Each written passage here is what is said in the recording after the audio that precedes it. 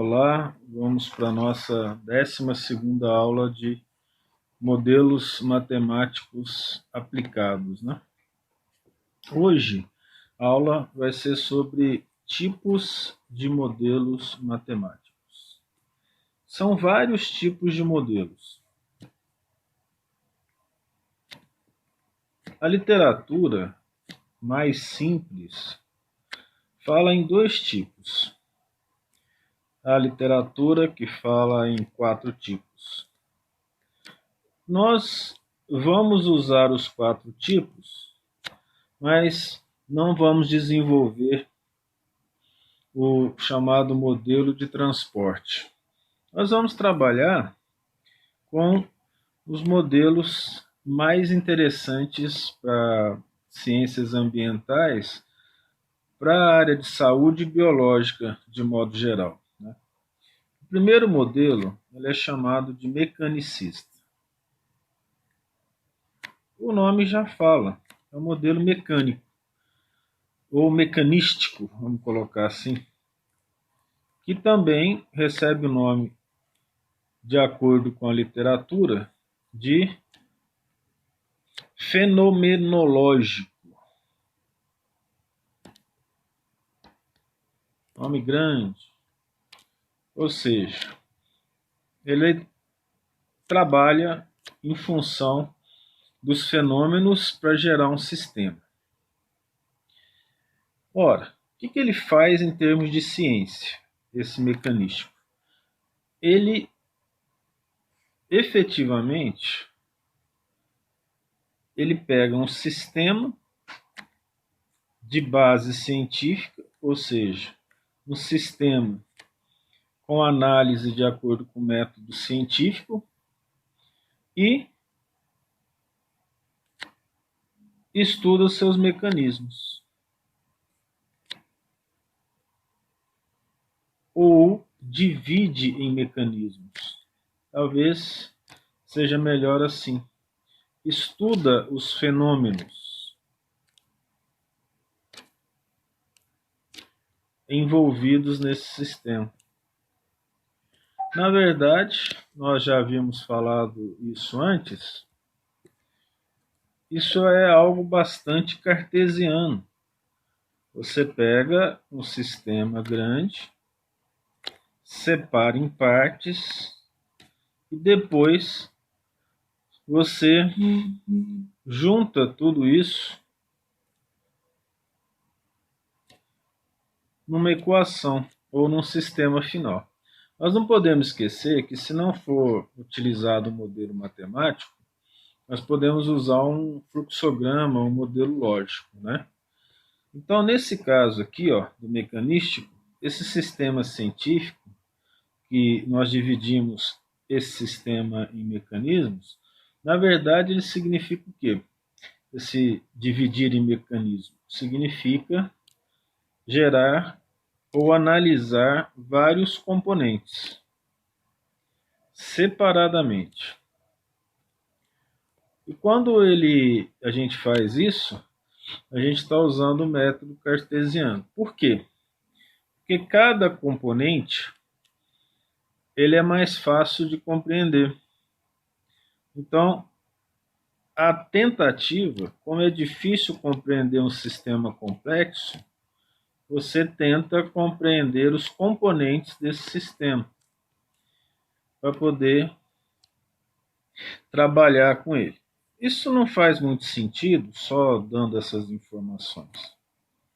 Vamos pegar um exemplo relativo a isso. Um dos exemplos mais interessantes é a questão da produtividade do café ou do cafeeiro, né? Vamos pegar aqui, produtividade de café. Esse tipo de modelo, ele vai gerar uma análise do tipo: todos os itens associados à produtividade do café têm que ser analisados. Claro que todos é demais, né? Alguns são irrelevantes, mas os mais importantes. O que nós trabalhamos? Com variáveis. Vamos pegar todas as variáveis ligadas à produtividade do café, ou aquelas que são mais importantes. O que são as variáveis desse modelo? São as hipóteses. A hipótese é uma pergunta que se faz no trabalho científico, né? Então, nós poderíamos perguntar assim: quais variáveis afetam a produtividade do café? A pergunta, então, em termos de hipótese, seria: o clima afeta a produtividade do café? Um exemplo. 2. A chuva ou precipitação altera a produtividade do café? 3. Vamos pegar temperatura. Temperatura altera a produtividade do café? São as hipóteses, né? Ou as variáveis nesse caso. Radiação solar afeta? Quando eu falo em radiação solar, não pode esquecer também da área das folhas, né? Então vamos pegar, não precisa pegar muita coisa, mas vamos pegar, por exemplo, a entrada, saída de água da planta, o que significa considerar a evapotranspiração da planta. 6. Vamos pegar taxa de fotossíntese, que também está associada à radiação solar e à entrada e saída de água da planta, que tem influência da temperatura e assim por diante. Fisiologia da planta, um exemplo. E, no fim das contas, o que eu quero de tudo isso aqui? O que me interessa de tudo isso, de todas essas variáveis? Produtividade.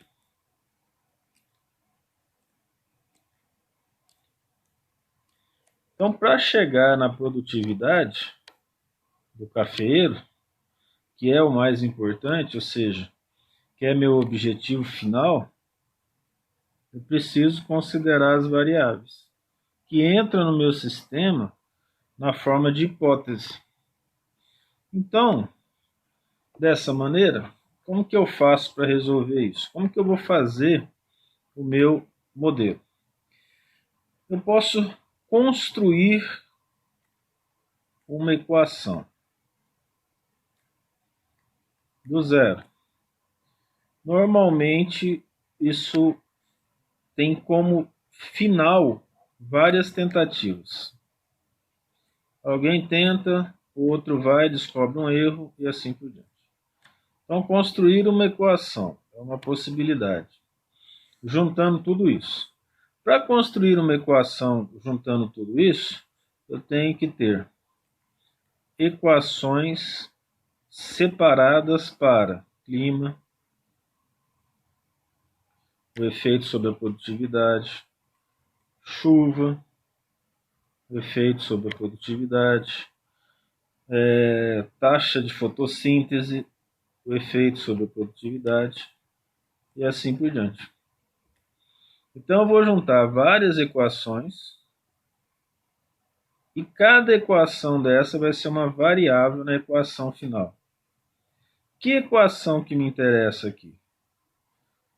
A equação que vai gerar uma ideia da produtividade. É isso, basicamente. Então, eu construo o modelo assim. Aí, quem não é da área fica desesperado, né? Como que eu vou fazer uma coisa dessa? Existe uma fórmula, essa fórmula ela é F, e F significa o fator de finalização da produtividade econômica do modelo. Ele é dado por um K, Y0, que é um coeficiente de produtividade dos anos anteriores, que multiplica um YAA, que significa a produtividade média dos anos anteriores, dividido por um YP, que é o YP, que significa produtividade potencial.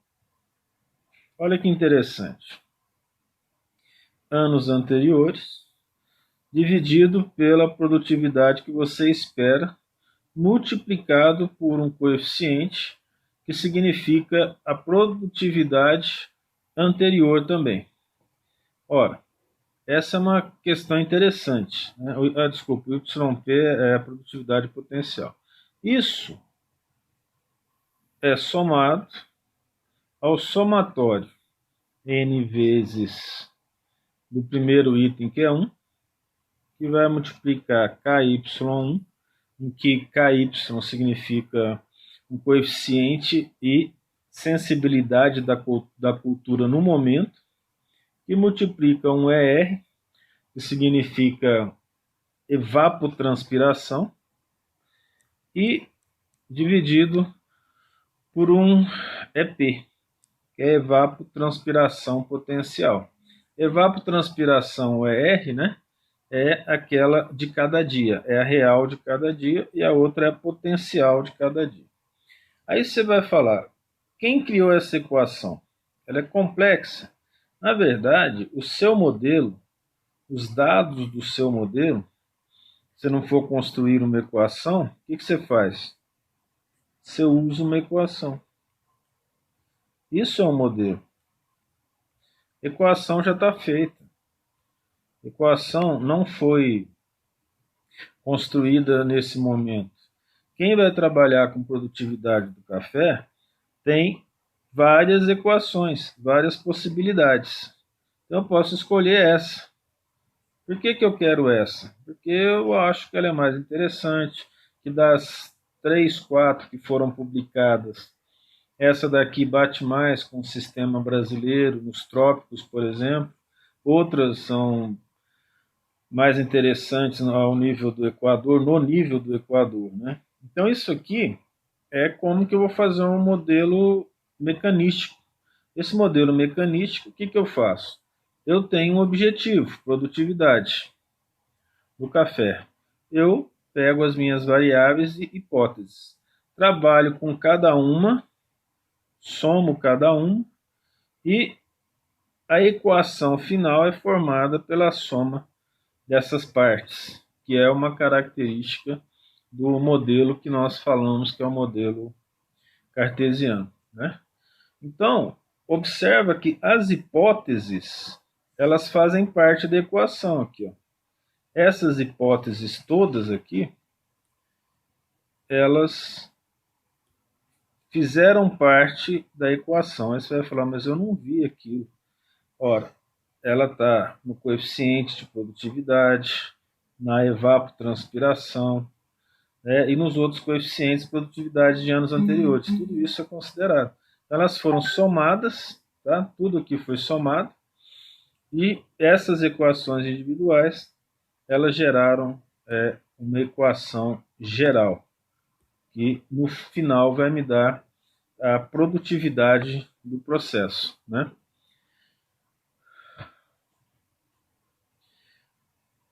Isso que nós usamos são chamados parâmetros.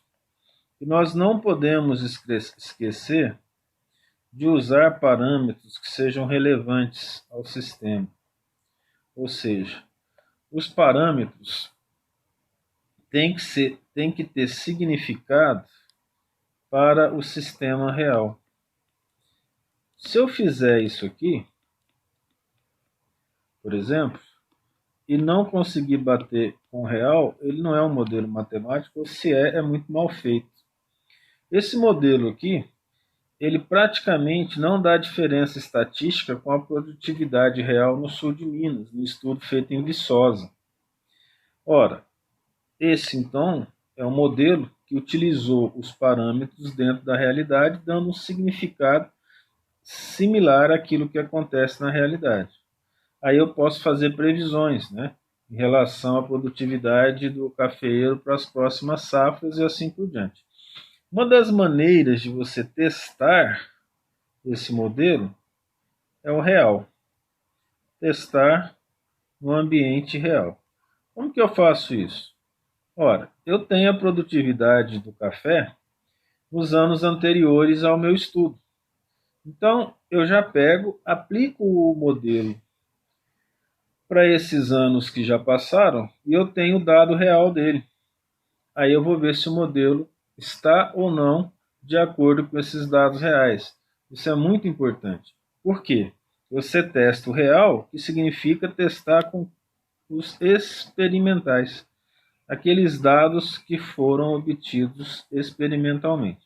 Ora, se eu tenho os experimentais, por que eu vou precisar fazer o modelo?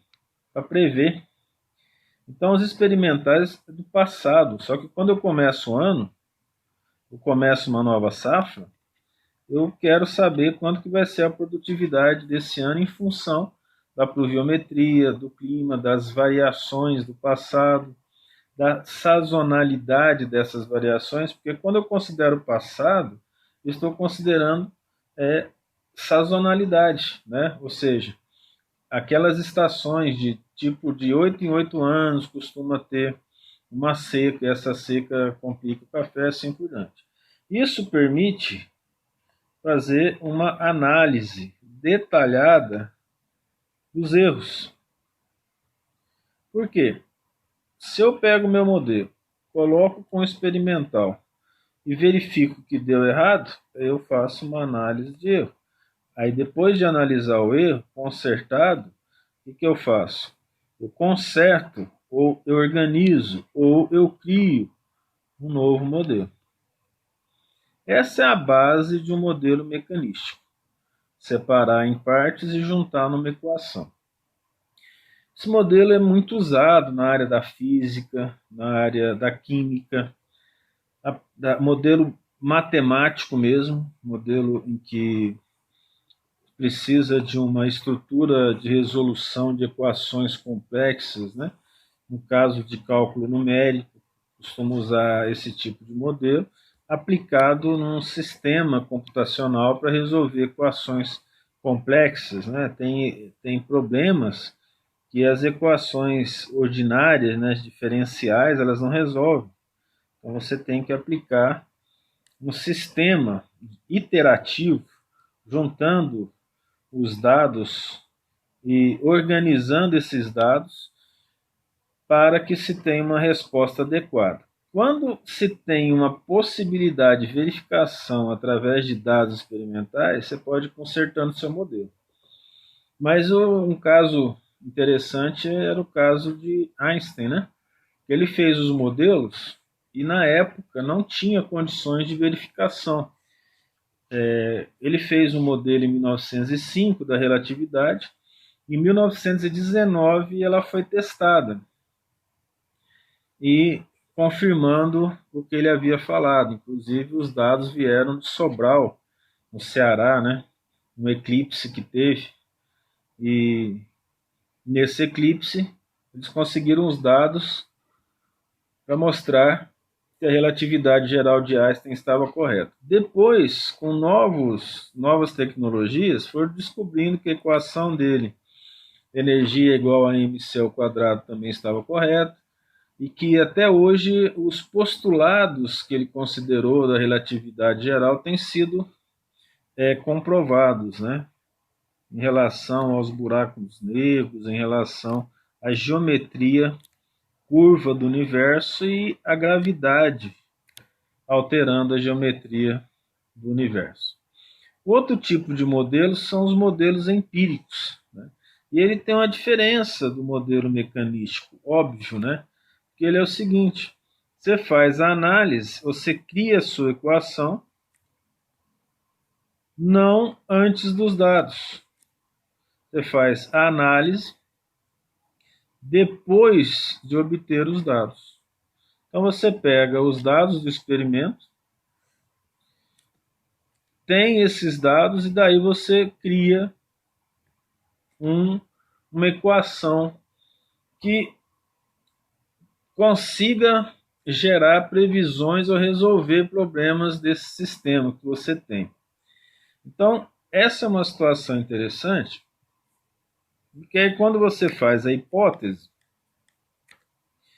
essa hipótese ela não é o item do sistema, né? Você faz a hipótese sobre o processo geral. Então, eu não vou fazer uma hipótese sobre cada item, né? Mas sobre o sistema em geral. Então, por exemplo, eu quero saber se um medicamento para adulto pode ser aplicado em criança.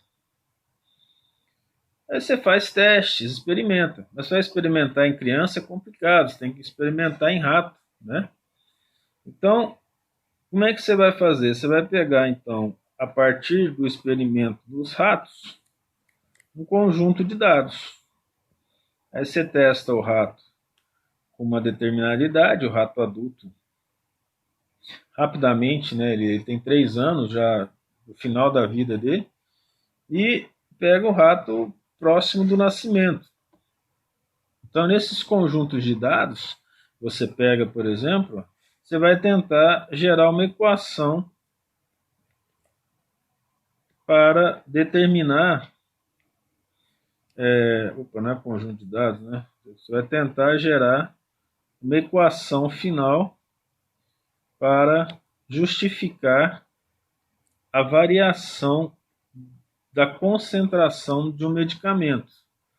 E você pode chegar a essa conclusão ou chegar a conclusões através de uma explicação que não seja necessariamente matemática, mas ela é baseada no seu conhecimento, na sua experiência, que é uma explicação intuitiva. Tem gente que acha que a ciência precisa ser puramente intuitiva, e já outros que acham que os modelos têm que ser todos mecanísticos, né? E nós não vamos entrar nesse mérito, mas a questão da explicação intuitiva, ela mostra que eu vou dar uma chegada em alguns parâmetros para ver se bate com a realidade. Então vamos pegar um exemplo para isso, né? Vamos pegar um exemplo para entender esse tipo de modelo. Eu acho que a associação do exemplo anterior com esse vai ser muito importante.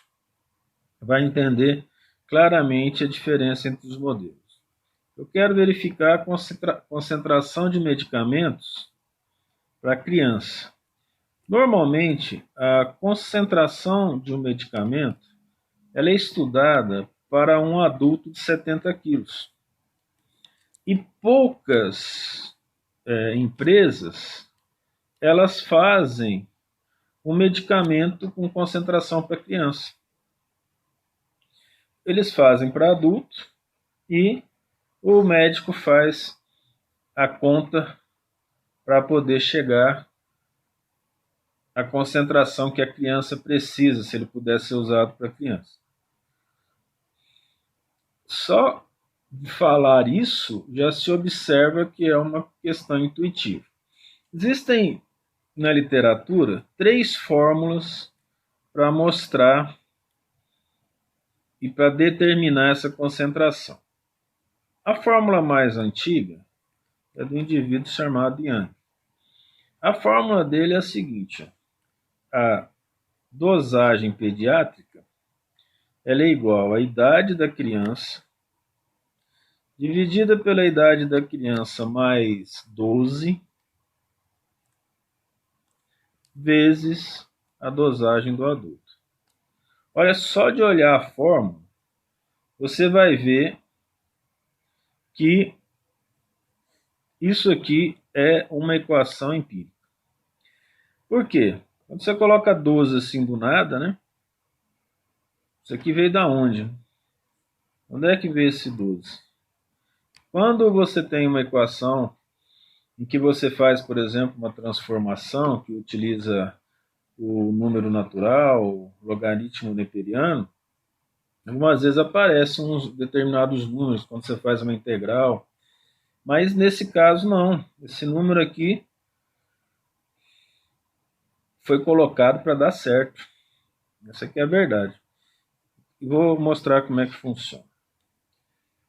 quais são as variáveis para determinar a concentração do medicamento numa criança? Observe que a idade não é uma coisa muito segura, porque uma criança com idade de 10 anos, ela pode ter 30 quilos de peso, 40, 25, 20, 15, dependendo do desenvolvimento dela. Então, é uma situação interessante, que não pode ser considerado só a idade. Tudo bem que ela, numa determinada curva, é em função da massa, né? Ou a massa em função da idade, melhor assim. Mas a idade não determina isso. Ela não é um bom parâmetro. Outra coisa, a área de absorção intestinal da criança, ou se o medicamento for tópico, a área da pele relativa ao indivíduo adulto. O que mais? A fisiologia do sistema digestório da criança é a mesma. Observe que nada disso foi considerado nessa forma. Só a idade vezes a dose. Então, a dose, vamos pegar aqui o Luftal, que é utilizado para adultos e crianças. E o Luftal, a dose adulta dele é 500 miligramas. Que é utilizado aqui no nosso modelo, vai ser 500 miligramas. Vamos pegar uma idade da criança de 10 anos. Só isso. E aqui vamos calcular a dosagem pediátrica nessa criança. A dosagem pediátrica dela vai ser igual a 10 dividido por 10 mais 12 vezes 500. A dosagem pediátrica vai dar fazer a continha aqui, vai dar 10 dividido por 22 vezes 500, né? Vai dar 5.000 dividido por 22. Se a gente fizer a aproximação para 25, né? Vai dar 200 e alguma coisa. Vou fazer aqui na calculadora. 10 dividido por 22.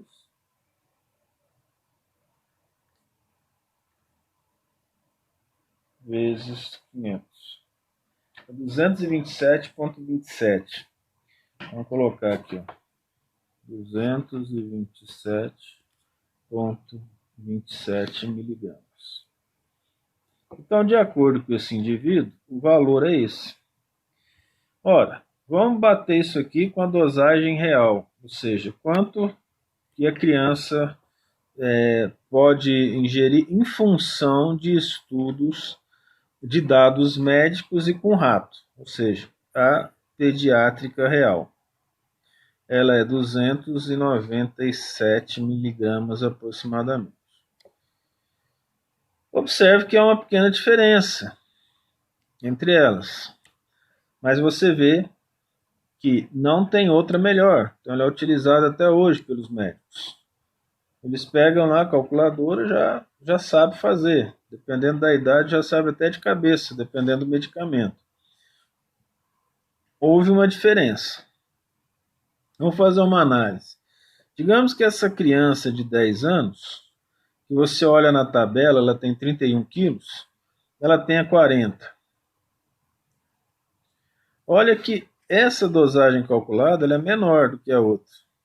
Nós podemos até fazer aqui, ó, a porcentagem disso aqui, mais ou menos, né, de quanto que vai dar essa diferença aqui, ó.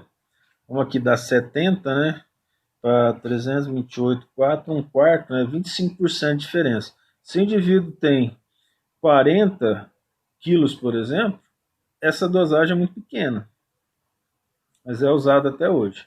E isso aqui porque não conseguiu fazer ainda uma fórmula mecanística para ela, para esse tipo de situação, não foi feito.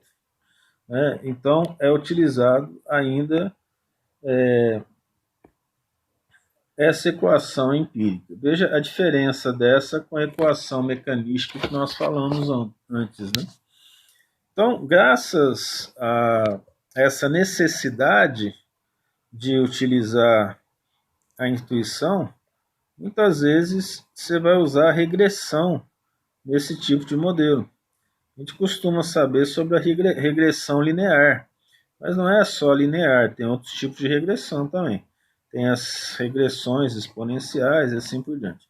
Só para deixar isso claro, ó, o que é uma regressão? Você tem um conjunto de pontos que tem uma certa tendência. Aí você faz o cálculo de regressão, que é um cálculo de uma função de primeiro grau. E aí você vê que a reta passa aqui no meio dos pontos. E aí você vê se os dados batem, né, os seus dados de y em função de x. E aí você vai ter um valor de regressão, né, você vai ver a equação e você vai ter o r ao quadrado. Se der 1 é porque está perfeito, né? Se der 0 é porque as variáveis não têm correlação nenhuma e assim por diante. Então eu tenho que aplicar esse tipo de estatística para gerar, por exemplo, uma equação de dados experimentais. Não consigo fazer isso sem uma suposição, né, que é uma característica desse tipo de modelo, que é um modelo mais fácil de fazer, sem dúvida, mas ele é mais complicado para poder interpretar sistemas complexos, né? Então, ele descreve o sistema como outro, mas ele não descreve o sistema por partes. Descreve o sistema todo, de uma vez. Olha que interessante, ó. Ele até funciona bem, mas as variáveis ligadas a ele não foram utilizadas, por exemplo, na fórmula, né? Então, o que interessa é o produto final dele, né? Não interessa os passos. Isso, para alguma ciência, isso é muito ruim, né? Então, o sistema complexo é muito difícil para ser utilizado aqui. Graças a isso também, ele acaba utilizando um sistema de interpolação de dados reais. Então, vamos dizer que eu tenho um ponto aqui, ó, outro aqui, outro aqui, outro aqui, outro aqui.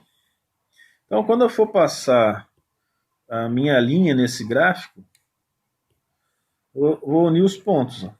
Esse, com esse, com esse, com esse. Olha, isso aqui não me dá uma função, né? Não tem uma função conhecida com esse tipo de desenho de curva. Então, o que a gente faz? A gente faz uma interpolação. A interpolação é quando você cria uma função a partir de elementos esporádicos. Ela parece mais uma parábola. Então, disso aqui, ó, eu gero isso e eu vou saber que isso está aproximadamente igual à função ax² mais bx mais c, por exemplo, né? Então veja só, esse modelo empírico, ele passa a ter uma situação que nós vamos chamar aqui de... acho que a palavra certa, além de intuitiva, é experimental. Só que para interpretar dados, a gente tem uma ferramenta que é uma ferramenta incompleta.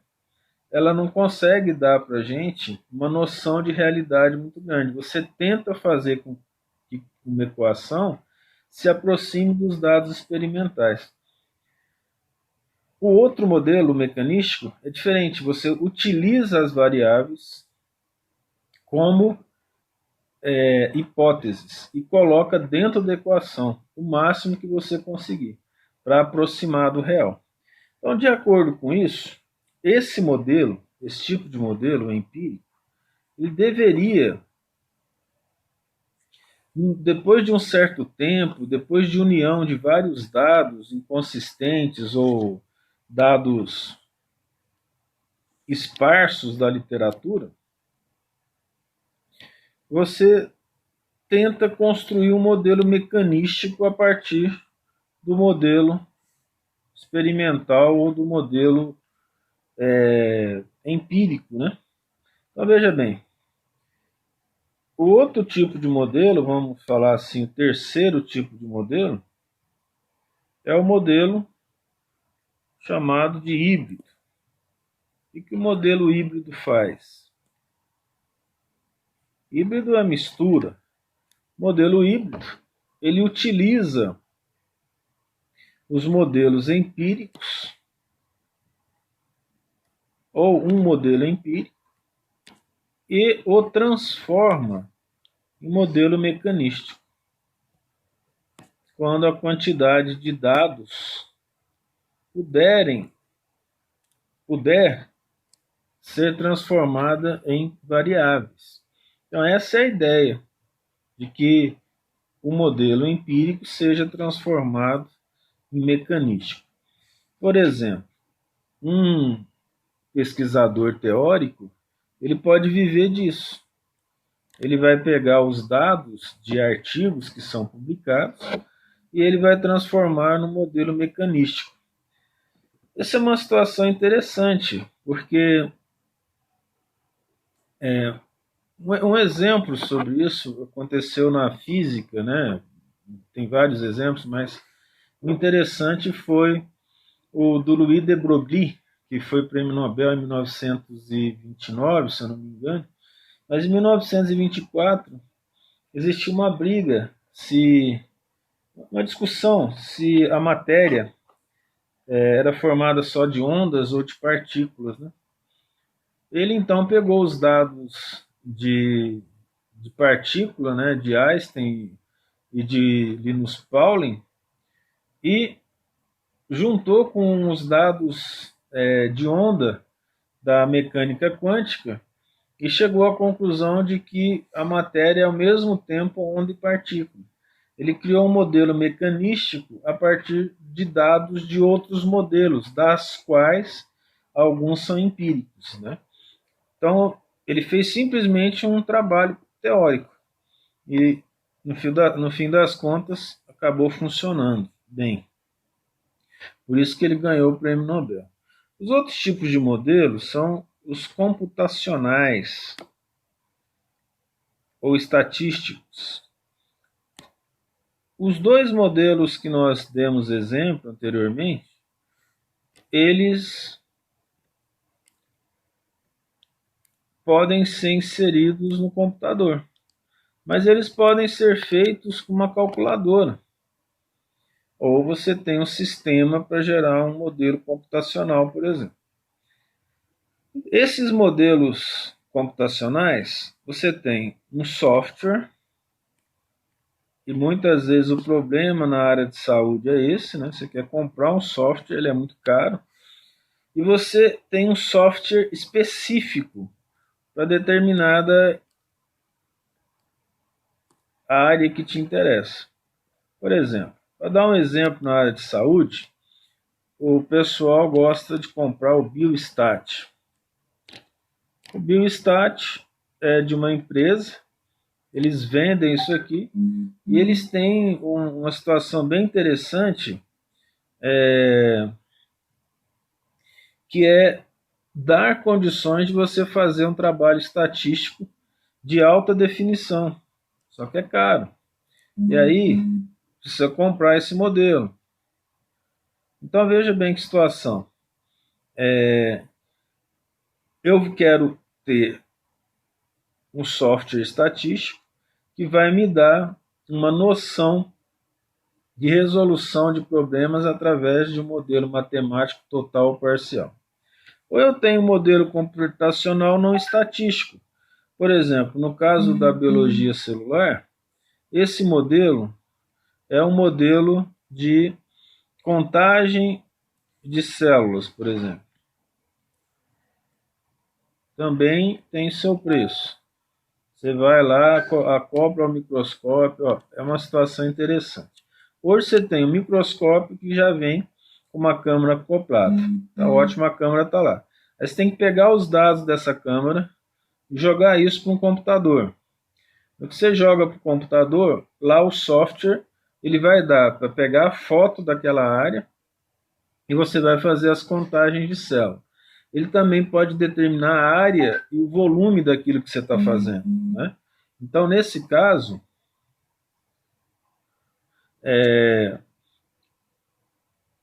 a gente tem algo que é bastante caro e que nem sempre está à disposição para nós no Brasil. Mas eu consigo criar um modelo só colocando dados lá dentro. E essa que a situação é boa, né? Só colocando dados, só organizando dados. Aí não sou eu que faço o modelo. O modelo é feito para mim. Ou o modelo já é pré-existente, eu utilizo aquele modelo para determinadas situações. Então, até a próxima aula. A gente volta para a aula 13 e tudo de bom.